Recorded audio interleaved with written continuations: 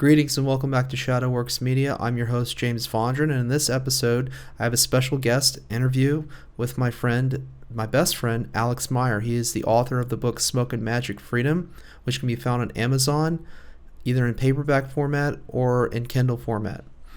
This is going to be an interesting topic and discussion, the topic of writing, self-publishing, and the lessons that he learned along the way. And I figured it would be useful to everyone who's in a similar situation as I am, trying to do my first self-published independent book. And there are lots of ways to do it. We live in the golden age of self-publishing. The technology that's available to people now is incredible, and you can get it all done by yourself. And that's exactly what Alex did. He had help along the way, but for the most part, he did all the heavy lifting himself. So I wanted to give him the floor to talk about that. I mean, my questions may be a little extended, but I wanted to give him the floor to talk about that. So what we'll be doing is we didn't actually record a video with the interview, so it's like a podcast audio format, but I have images on the screen that will be playing that are my renders through the Midjourney platform. So if you want to check out my rendering as an AI renderist, you can check out my Instagram page at Shadowworks Media Gallery. That's Shadowworks Media Gallery. So without further delay, here is my interview and the podcast with my good friend, Alexander Meyer. Well, welcome everyone. This is Shadowworks Media. I'm your host, James Fondren, and today we have a special presentation or episode here on the channel. I have my personal friend, my best friend, Alex Meyer. Welcome, Alex. Hello there. Thank you for having me on. At any time. I wish we could do this more regularly, but we live in two different parts of the country. We originally grew up in the same town, but now I'm here in New York City, and you've moved to another state. So it just comes with the territory. People make their life moves, and you go where your life takes you. So welcome, and we're just gonna talk about a variety of different topics, but primarily I wanted to talk about, because this whole channel, there's a couple of things I'm doing with it, but primarily I am chronicling my kind of my process and my journey to publish my first novel. And for me, I wrote maybe three manuscripts before the one I have now, and they're just sitting on the shelf. And I don't think I'll ever publish them, because I just don't think it's up to par and for what I want to do. But the story I'm writing now, I'm very serious about. The strange thing is, like, what I'm doing now, what I'm working towards with this actual manuscript that I'm about 1 or 2 chapters away from completing, is I think I was writing before without real direction and purpose, but it was there, but I didn't have the level of understanding that I wanted to have. I think we all have a responsibility, if we have a gift of some kind, and we have an understanding about how things work in the world, and applying that knowledge with your creativity to create a work of art or a novel or a piece of fiction, I think is I think if you have the gift, you should use it. I mean, we live in a revolutionary time where you can do the self-publishing. You don't have to go to a giant publishing house and get denied, or whatever the process is, spend more money, kind of get dragged through the mud. You can go straight to online publishing. You can do all that. And I wanted to kind of get your story about your book. And let's start with that. So your book title is Smoke and Magic Freedom. Mm-hmm. And why don't you tell the audience a little bit about that novel that you wrote? Well, it's it's a coming-of-age tale. It's about a young man that's not only growing into a man, but he's also growing into something else. He'll begin to question what it means to be human, and also to the importance of family, friends, and also facing kind of the inverse, I guess you could call it evil, but it's almost greed in its purest form that kind of comes after the young man as he is kind of finally experience freedom that he's never really had before, because he's kind of becoming his own man. Yeah, and I remember, and let's see, this book, you published it almost 10 years ago, right? Give or take. Yeah. Let's see. Yep, copyright 2012. So it's been over 10 years since this book was published. And life happens, and we all get kind of pulled in different directions. But I know you continue to do your work, and you have different stories, and you want to continue this. Actually, I'm just going to move the table a little bit. Sorry. That's all right. You have a continuous storyline for this, and the protagonist Charlie and his kind of journey and adventures, so to speak. But before we get into like where you are now with your writing, what was that process like? So you had multiple drafts of the manuscript. What did you do? How did you get it published? And what was your process for that? How did you find an editor, the whole 9 yards? If you wouldn't mind going through that a little bit. It was a very dark, clumsy process. I hand wrote the first draft of Smoke and Magic. I do not recommend that because wow, I remember that. Yeah. It took me a long time to transcribe it because I have very poor handwriting. Yes. So there was some ideas that were lost but I would also argue new ideas were developed from me filling in the missing pieces. Yeah. Now, as for the editor, I found a lady. I cannot remember her name because it's been 10 years. But I hired her. She did wonders for the manuscript, but she asked me some very simple but kind of profound questions. She kind of asked me what type of story I wanted to tell. She also kind of wanted to help me develop my voice in writing. And that was probably the best thing to come out of it. And I think there was probably about 8 drafts to my first book. And my writing style changed almost every single draft. At first it was in first person present. And I just can't do that well. It was clunky. I ended up with third person past present. It feels much more natural to me, and I think that is the style I will continue with. But I also tell any writers out there, if you're not trying to improve your writing, well, what are you doing? We always have to strive perfection, even though it's impossible to achieve. Yeah, I mean you're doing this polishing, building on previous iterations. I too I'm writing in the third person perspective.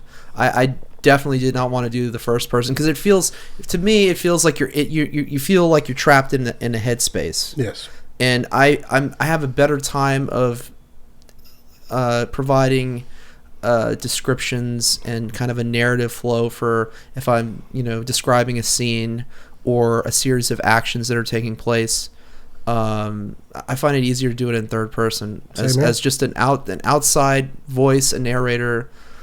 Not even that, you're just describing it without having any stylistic, leanings. I think I'm pretty stylistic agnostic when it comes to just,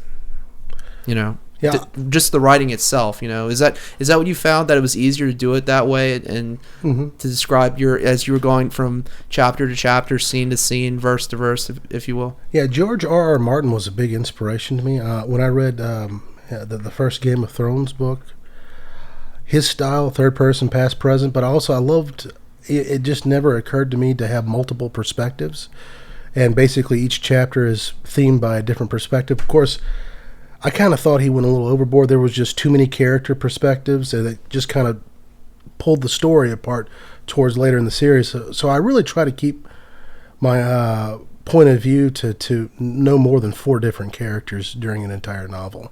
Yeah. I want to try and keep the story as tight as possible, but I like to paint the larger picture from multiple perspectives. Right. Yeah, I think that's important too.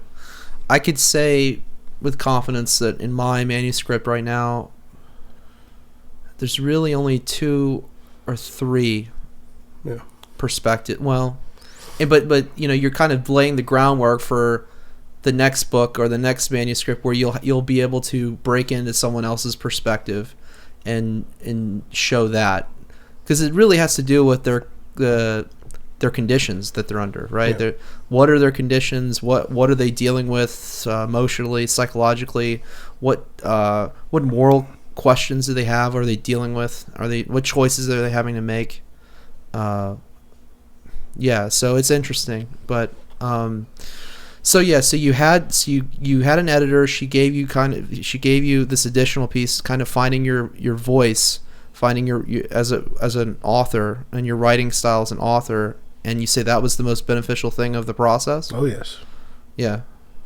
Aside from just the grammar checks and all that. No, the grammar helped, but there was, it's kind of funny.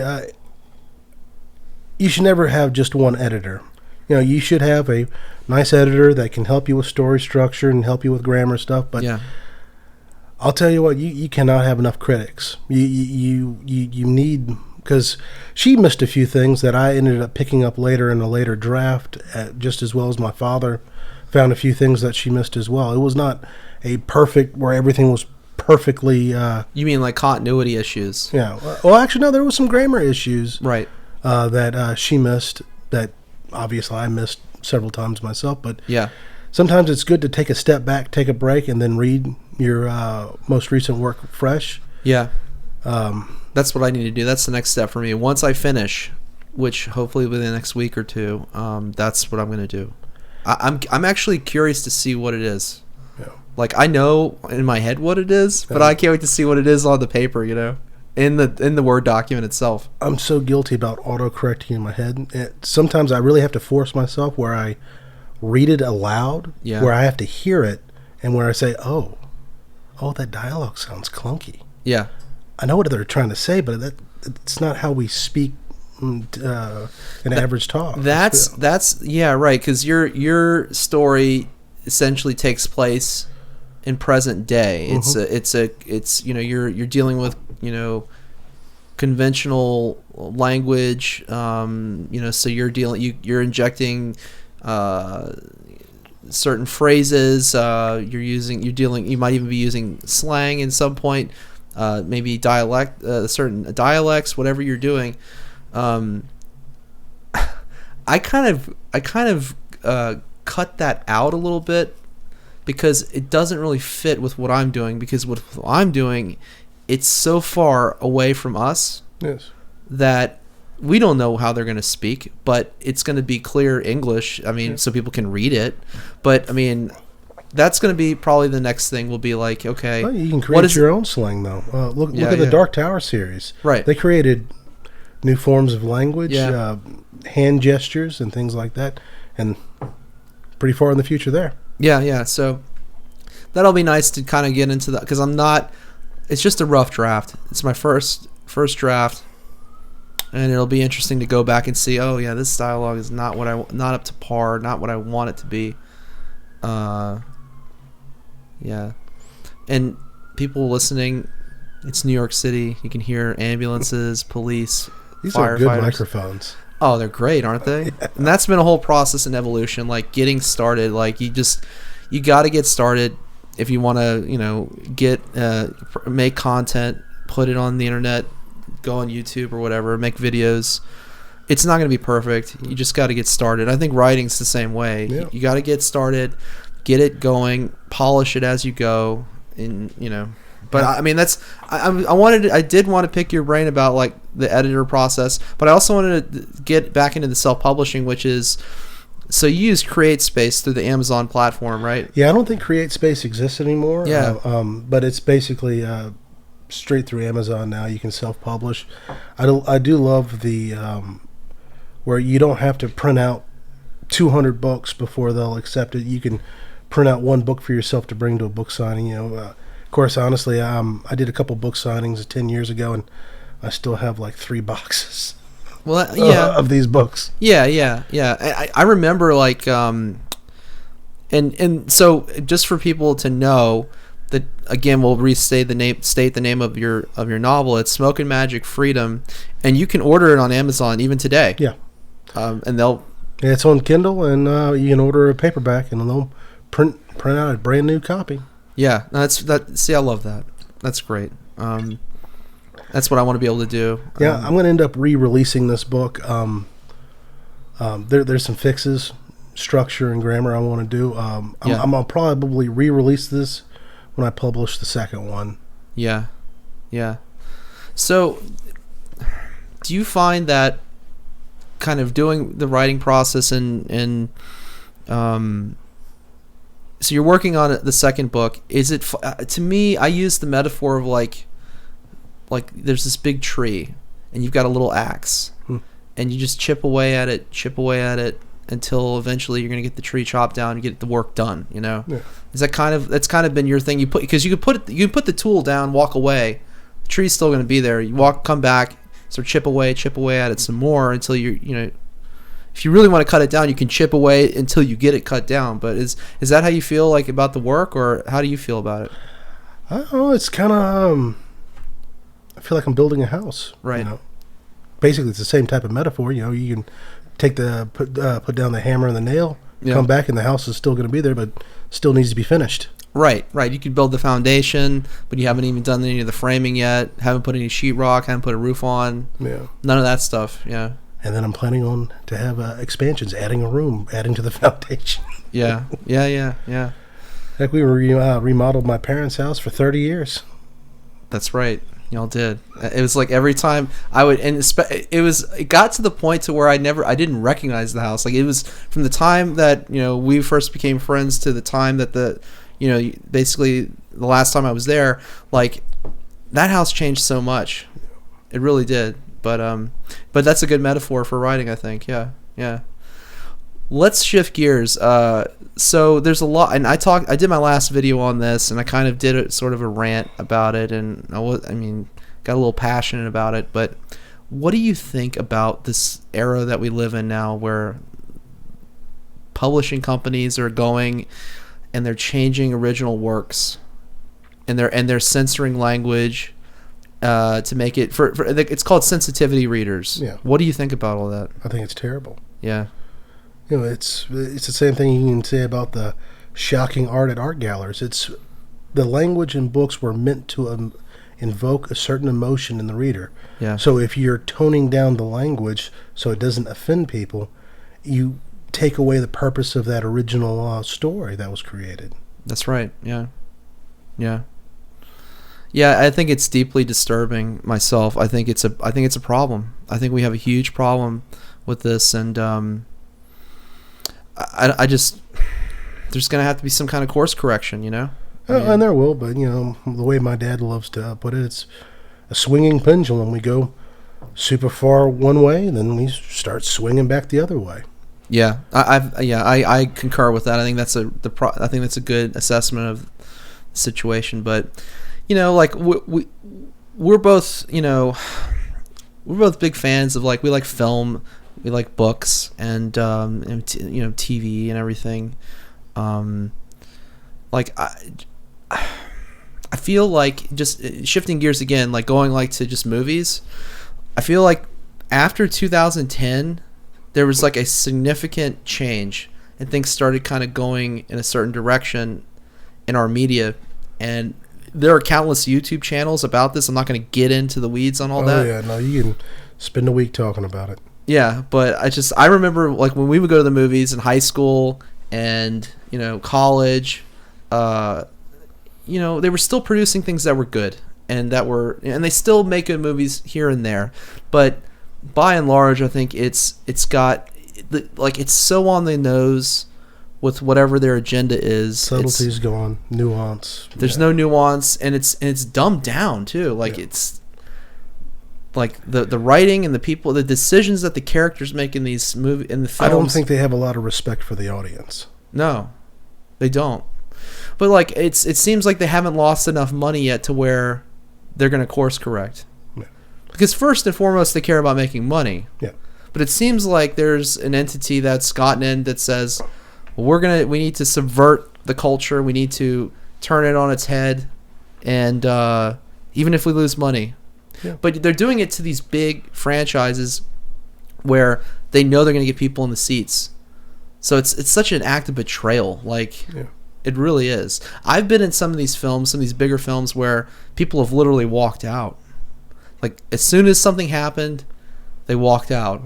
Because it was such a shock to see it. And it's not brave. It's not, you know, it's just... But, I mean, going back to the whole thing, it was one thing for them to do that. Now they're changing books. Yeah. And go back and watch my last video where I read directly from George Orwell's 1984, where he says specifically this, that this, this is happening every day, every minute. Books are being rewritten And it's happening every day. Yeah. Right now. Yeah. So it's, I mean, I know where you are on this issue and all that, but I thought I'd bring it up because for me, I find it detestable that sometime in the distant future, someone would come along and try to change what I wrote. Yeah. I just want to say definitively, I don't give anybody permission to change my writing. And after it's published and printed, that's it. Unless I'm doing it and initiating it and making that change, I don't give permission to anybody to do that. And I'm sure you feel the same way. Oh, yeah. And it's funny, some of the stories you're talking about, the author, when they were alive, made it very clear. Yeah, and in case people don't know specifically, we're talking about with the Roald Dahl situation, okay? Because it's right now, it's the two main authors that we're talking about are Roald Dahl and Ian Fleming, both British authors. Roald Dahl wrote children's books, most famously Charlie and the Chocolate Factory, which was made into Willy Wonka and the Chocolate Factory, starring Gene Wilder. It's a Cold Stone classic, you know. And then Ian Fleming, you know, all of his James Bond 007 novels, you know. And, you know, anyway, I read what the Fleming, like, estate, they put out a press release about, oh well, there was a reprinting, you know, in the of Live and Let Die, and he approved of that, and their claim is that he approved of it, and that he preferred the U.S. printed version because there were some like racial slurs or things that were in the book, but Roald Dahl was very specific, and he said no. It'd come back to haunt the publisher if they changed it. Exactly. Lyle Crocodile or whatever. And look, I'll tell you, I'll just be completely transparent. I have never read an Ian Fleming novel. I've never read a Roald Dahl. Okay, no, I read James and the Giant Peach. That's a Roald Dahl novel. We all read that in school. I mean, well, we didn't. Some of us did. You might have read it in school, but I know in elementary school I did. So I did read a Roald Dahl novel or book. But the one that is the topic of discussion is the Charlie and the Chocolate Factory because of, you know, the descriptions of the children, the girl who eats the you know, the, what is it, the scrumptious or what, I don't even know what it is. It's the multiple flavor gum or whatever, and she becomes a big blueberry and you know, fat and everything, and oh, you can't say fat. I know. Totally insane, like totally insane, like. It's ridiculous. But look, this goes far and wide, way wider than what we're talking about. It goes beyond the scope of just the books. Like, what's being propped up today as this is what you should aspire to, this is what you should be doing, as opposed to what used to be, like, you know, you should be, this is a person who, you look at this picture, they're the epitome of fitness, you should aspire to be fit like them. Yeah. Now it's the other way around. Oh, don't aspire to do anything to yourself. Let yourself get sloppy, get overweight. Don't work out. Don't exercise. Don't diet. Don't do any of that. Just be a fat slob. I know I just said it, but that's basically what they're telling people, you know. Yeah. And it's really not right. It's wrong. And you know what? It's they're going to cause health problems for people because of this. Oh yeah. And it's wrong. We like I said, you know, we were watching. We're both big film fans, and like, it's very eclectic, our taste in what we like. I mean, if it's good and if it's entertaining, we love comedies. Of course, I do love bad movies, though. Right. Well, that's where we differentiate sometimes. But yeah, I mean, I'll watch a bad movie if it's funny, right? And I know that's kind of where your direction is too. But sometimes you really get into the lower bad movie categories, you know. Yeah. But like we were watching like you know, like 80s action movies. We watched Bloodsport, you know, like, I don't count Creed as like a Bloodsport type movie because it's a spin off of Rocky and everything, but they don't really make movies like that anymore, you know. And if they do, it's very low few and budget. far between. Yeah, I mean I love John Wick, but that's an action shooting, you know, film types, and also fantasy, because it's they did a very interesting job building the world in John Wick that kind of draws you in. Yeah, and it just seems to keep getting bigger and bigger. Yeah, I mean, there's just so much we could talk about. Let's talk. Okay, I'll tell a little anecdote about your novel. So, I remember when you were really you had all the gears turning, and you still do, but I'm talking about actually getting this out the door and getting this into a paperback form and getting it published and put on the Amazon Create Space platform, which would just be Amazon Publishing or whatever it is today, that platform. And I remember I was at home, I was at my apartment, and you call me, and you say, hey, I need a cover. You think you can help me make the cover? Yeah. And I was touched that you thought to call me and ask me to do it. And the cover, it's interesting how what we use to do it, and it's interesting. The point is like you gotta use whatever tools are available to you, And we'll get into the whole AI discussion because I use it obviously on this channel. If you've been watching the channel, I use Midjourney, the Midjourney platform, to do rendering, and I consider myself an AI renderist. But that was a good story. Like, we took images, kind of made I scanned some images. I found some images on the internet. I did a little bit of editing, and this was all without Photoshop, by the way. Yeah. And we did kind of a collage thing where we used different filters, we did different effects, and it produced this. And you had something very specific that you wanted in mind, and we did it. And I think the outcome was good, and you got the cover you wanted for what we could do, what was available. So it was an interesting process. I remember that vividly, just working on it little by little, and then seeing it on the book. It was really great to see that I was able to contribute to your novel. Yeah, I appreciate that. Yeah. Create Space had some kind of like generic photos to put on a book, and none of them matched the spirit of what I wanted to kind of convey. You wanted it, yeah, exactly, the spirit of it. Yeah. No, that was fun to do. So let's get into the second book. Now I know you're working on it at your own pace as it comes, but let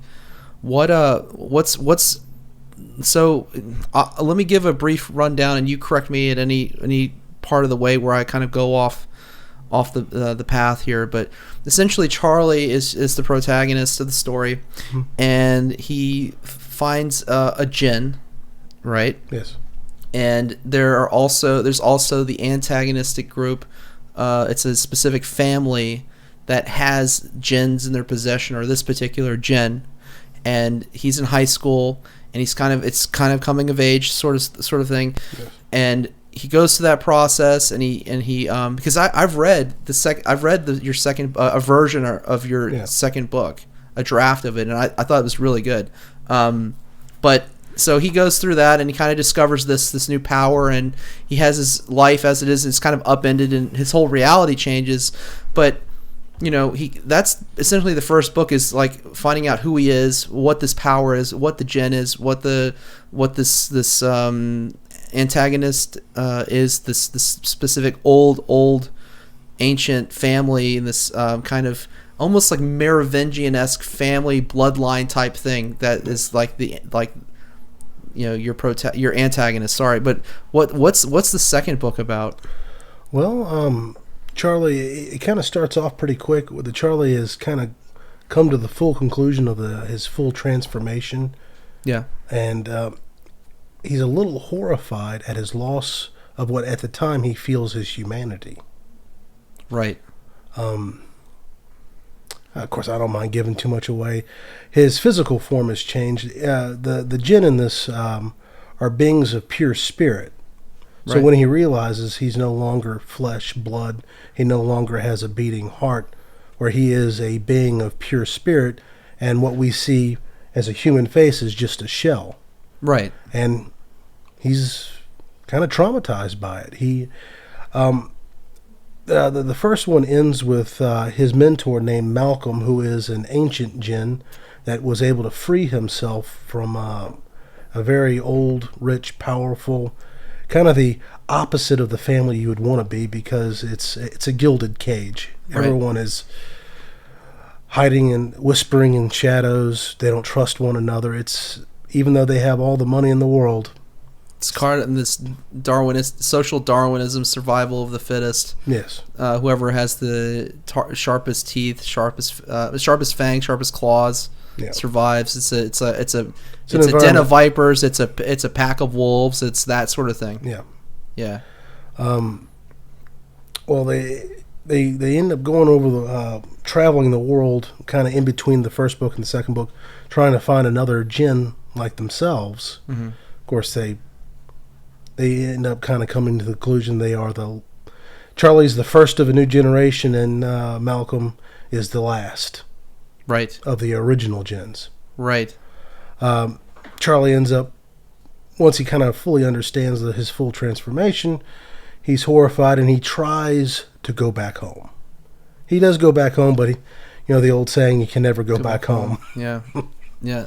It's true, though. It really is. You can never go back home. Well, that's kind of what I like to write about. I love the old kind of cliches that we kind of are almost forgetting about today, or we've thought we've grown past them, but no, the old wisdom and those old cliches still hold true. And I feel like some of the newer generations, my generation and the newer one, are kind of relearning some of those hard-learned lessons where a lot of people had to fall down hard to realize I made a mistake. Yeah, but I think that's the biggest part of it is people not being able to say, I made a mistake. Yes. Or I was wrong, and I'm trying to make it right. Yes. Because people are the ego, the ego just takes over, and they can't admit fault. Yeah. And that's probably the most powerful words to say, or I was wrong, because it's an acknowledgement of, I made a mistake, I'm going to make it right, or I want to make it right, or I'm acknowledging this. So, absolutely, yeah. Well, that's exciting, and we've talked in other realms about like other stories you have kind of like in the pipeline, and I mean it's great to hear that. It's I have a lot of respect for you because you made it happen. You published your first book. It's like my grandfather used to say, it's important that no one can ever take away your education. Yeah. Once you get your education, whatever form that is, no one can take it from you. No one can take this accomplishment from you because you did this. And I just think it's great, and I'm excited to see like what you do next and what's in the future, But hey, don't detract from what you've done. You've written 4 manuscripts. Yeah, got to get on the board though, got to get it out there. I bet you feel like your voice as a writer has gotten stronger with each iteration of your manuscript. I feel like when I first started writing in my 20s for myself, I look back on it and it's like seeing what a child wrote, or it's like a younger, less mature version of myself. Now with what I'm doing, I feel like it's closer to who I actually am. Yeah. And then fast forward 30 years, you're like, oh God, what was I thinking at 36? Right, yeah. Yeah. First you write with your heart. That is probably one of my favorite writing movies, Finding Forrester. Yeah. With Sean Connery. Yeah. The late and great Sir Sean Connery. 007. Indiana Jones's father, Dr. Professor Henry Jones. Yes. Or will it just be Dr. Henry Jones, not Dr. Professor? Jones. Professor Jones. Should have mailed it to the Marx Brothers. You're in New York City visiting, you're in town. We went to the Museum of the Moving Image, and I did a little background research, and the first things they actually did shoot there were the Marx Brothers. Yeah. Yeah. The Marx Brothers. Yeah, and I mean they've done like, all kinds of stuff since then, like Martin Scorsese has done some work, filmed some movies there. They filmed like 2 of the Bourne movies there. Oh. A lot of TV, some other movies, like it's at Kaufman Studios. It's right embedded where that museum is. But the museum is cool. Like they had they had like Friday the 13th stuff. My favorite area. Yeah. They had like this Freddy shirt. This giant shirt and the model for the. I think it was from the 4th movie. I think it was. Yeah. Yeah, God, what's weird? Damn it, I was like a kid in there, like, Yeah. because you just see it. Oh wow. It's like, well, maybe I should read the plaque and see give it some like context and information for. Well, here's the name of the man who built it, and I didn't even do that. It's something when it's an experience that you have when it's something you've seen on a screen or you've seen on a television, and then you're up close and next to it, and you're next to that thing, or you're next to that person who was an actor or somebody that was in something. Yeah. I want to plug your book again because I want people to be able to find it. So the title of your book is Smoke and Magic Freedom. You can find it on Amazon. You can either get the Kindle version or the paperback version of it. Is there anything you want to add? You want to talk about? I think we covered just about everything. It's fingers crossed for new, good upcoming movies. Yeah. Kind of return to old form. Yeah, I agree. It's been great. I've enjoyed this a lot. Yeah, me too. Yeah. Again, your novel is Smoke and Magic Freedom, and you're the author. Your name is Alex Meyer, but if you're going to go search, it would be your full name, Alexander Meyer. Yes. You can go right now on Amazon and search Alexander Meyer, Smoke and Magic Freedom, and you will find the book. And I encourage everybody who's listening to check out Alex's book. Any type of creative work it's a labor of love. He's put his heart, sweat, and tears into it, and it's a very great. It's a page turner. It's a real good read, and I'm excited to see what the future will bring. I know that you've had to move and do certain things, so life can cut in the way of doing your writing. But I can't wait to see the next step and see what you'll come out with this story, and then the other stories that you and I have talked about off microphone, off camera, whatever, about the different stories that you have. I can't wait to see those kind of manifest. So that'll be great. I know you've got a lot of ideas and things that you're working on that are in the hopper right now. Thank you for watching my interview with my best friend Alex Meyer. If you want to check out his work, you can go on to Amazon.com. Again, the title of his book is Smoke and Magic Freedom. You can get it in paperback or Kindle formats. And thank you for watching, everyone, and sticking along with me for the journey. I'm looking forward to wrapping up the last and final touches in the last chapter or two of my novel and manuscript, and going down a similar path that my friend Alex did in self-publishing this novel through Amazon platform. I believe I am going to go through Amazon to do it. It's ubiquitous. Most people know how to do it. It's easy to find it. You can get it on your Kindle, do a paperback version. They will print it, basically a la carte almost. So you can't go wrong there. We live in a wonderful time where you can self-publish and put out your own work.